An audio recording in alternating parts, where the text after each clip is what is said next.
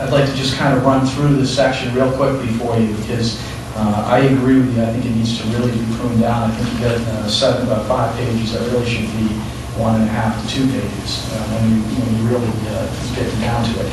First, kind of a radical suggestion with the number of members and the terms. I agree with 4-year terms.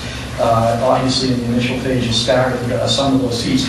But in terms of number of members and how those members are on the board, I want to float out an option because as I was reading this, I see conflicts between the mayor, executive branch, and the planning board, in particular with the director of planning, who is going to have to answer to 2 masters. Planning board that's going to be appointing any and all committees that it needs to appoint to do its duties, which the planning department is going to have to support, as well as him having the answer to his appointing person, the mayor himself. So you're really creating somewhat of a conflict there. And my first suggestion to you would be that 5 members are elected at large and 2 members, making the board 7, and those 2 members being appointed by the mayor.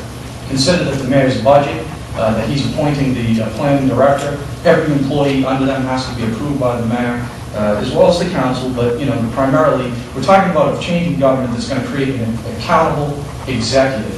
And how can you have a fully accountable executive if, on one of the more important issues, planning and development, he doesn't have at least some representation when he's the one proposing the budget and he's the one who's standing in front of the community saying this is the direction we need to move in. So I throw that out there as just kind of an interesting concept to create more of a cooperative effort. The planning board should be accessory to the direction and future of the community and not adversarial to it. And I think in the past people have said that that's been the case. I think here you have an opportunity to look outside the box and try something like this. Secondly, when you start going down through section 7.2, really is a section that's not necessary. Under parliamentary rules, the functions of the chairman and the vice chair of the committee is just a common function. In regards to the issue of him, the chair appointing all members, I agree. That's inappropriate. You cannot, when you're looking at a board, the chairman merely serves at the desire of the committee itself.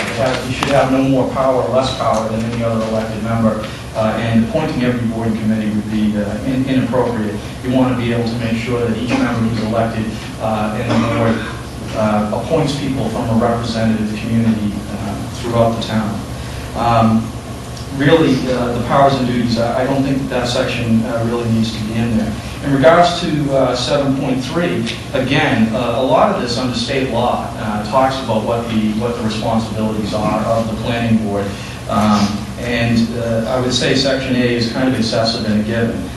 That it does talk about that in the Massachusetts general law, which ironically is just about a paragraph, but it talks about that the planning board is in charge of doing all plans and events within the community to make sure for the public safety and welfare.